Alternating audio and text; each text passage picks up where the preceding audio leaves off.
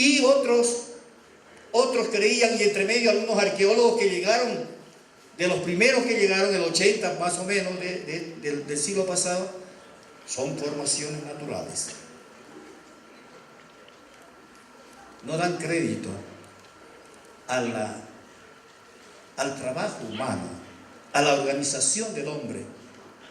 Claro, porque viene a cuento lo que todavía sigue pensando la antropología clásica en muchas universidades del mundo y seguramente acá.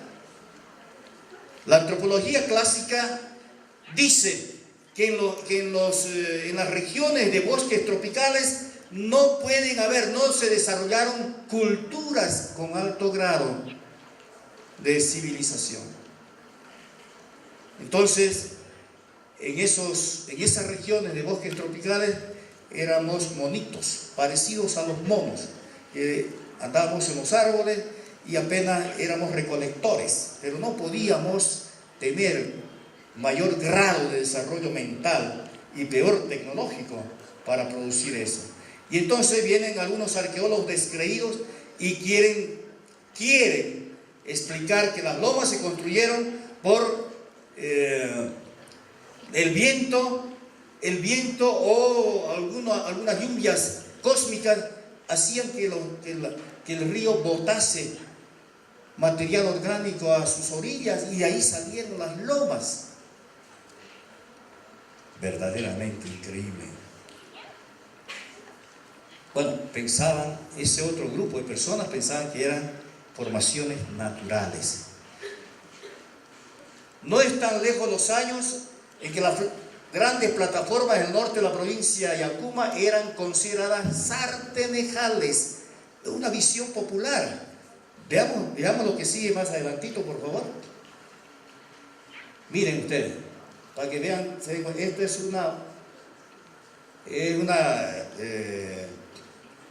la parte baja que va dividiendo a las grandes plataformas.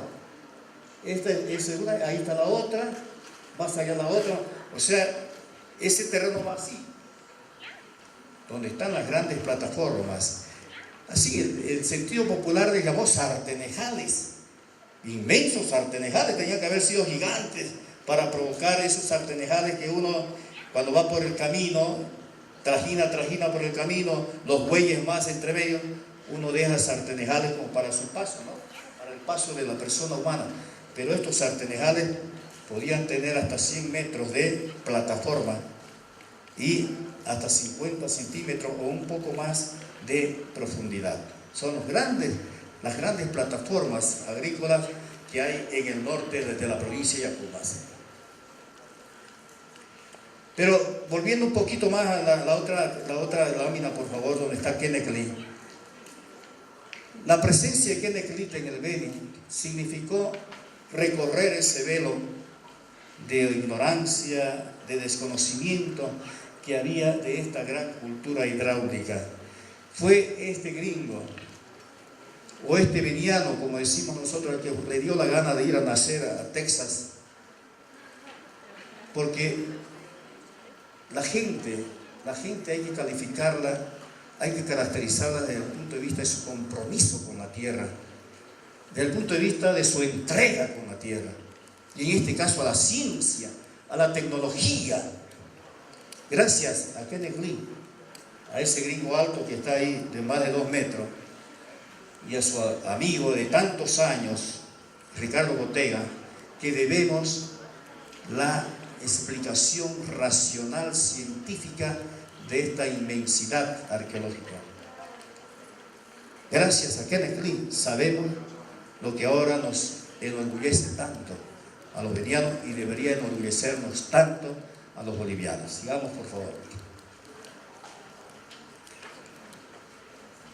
Después del colapso de esta civilización hidráulica, ha de pasar un periodo de transición de varios siglos, y de esa agricultura en camellones, de esa agricultura hidráulica, hemos de pasar, porque ya también crecieron los bosques, a la agricultura de Chaco.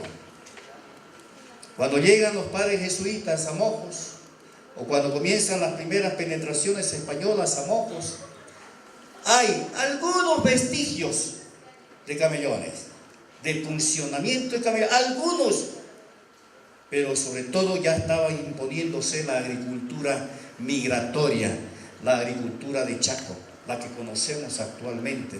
Esa agricultura que ven ustedes acá, que se limpia 1 hectárea, 2 hectáreas de bosque, luego se limpia, se quema,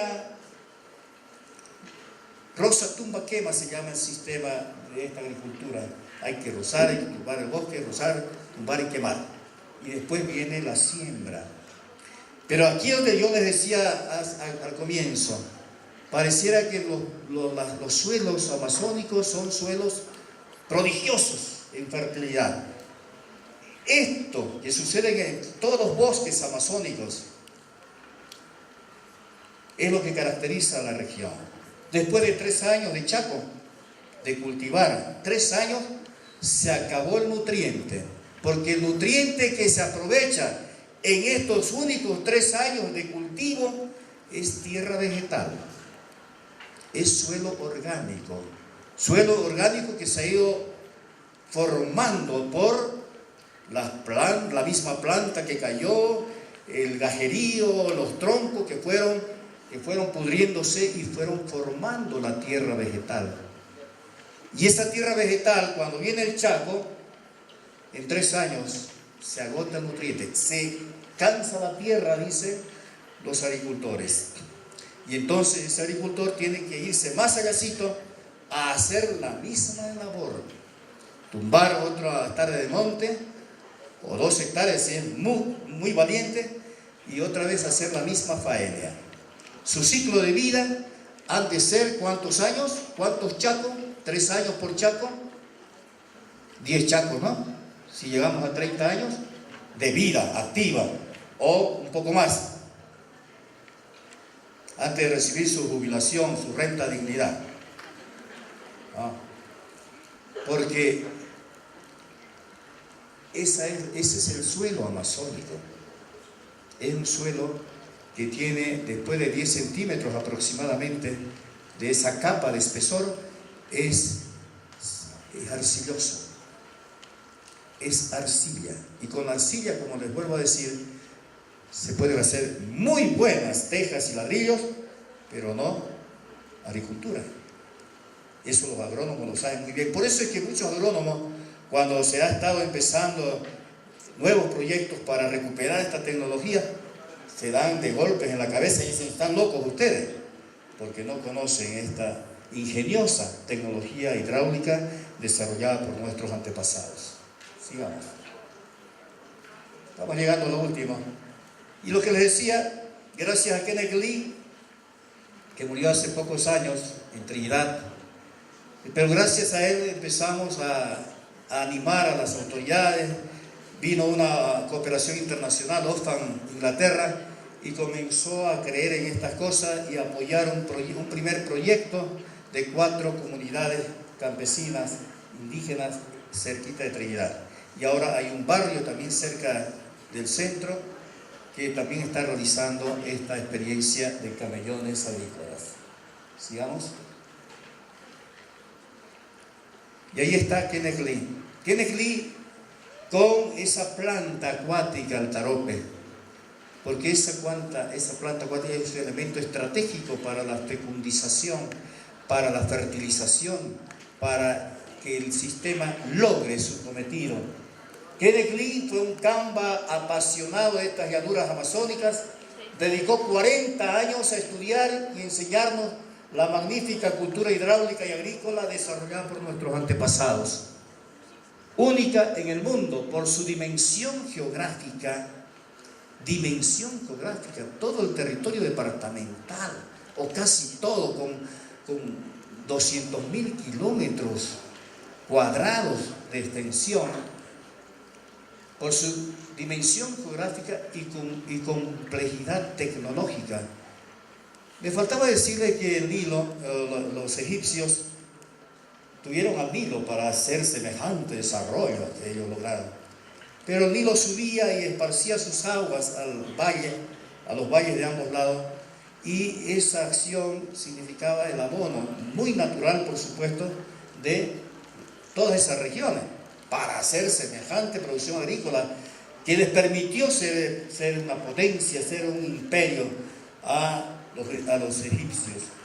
Pero no contaban, no desarrollaron todas esas otras obras que desarrolló la cultura occitana por precisamente las condiciones de acá. Apenas algunas otras obritas, una especie de lagunas o de pozos para que el agua quede en lo más alto de la llanura, del valle. Bajaba el agua y seguía el río Nilo, y de ahí podían utilizar como norias que habían hecho para que el agua quede. Solamente eso. Entonces, nuestra gente prehispánica, prehistórica, pudo realizar una obra complejísima en el manejo hidráulico, en el aprovechamiento de las inundaciones y buscar el abono natural en el tarope para hacer lo que hicieron. Y finalmente nosotros decimos como una especie de epitafio: vino del norte, él era texano, vino del norte, y cuando sus ojos y su alma descubrieron el gran Mojos, se quedó para siempre en el sur. Ahí está enterrado, en el Panteón de Trinidad. Muchas gracias.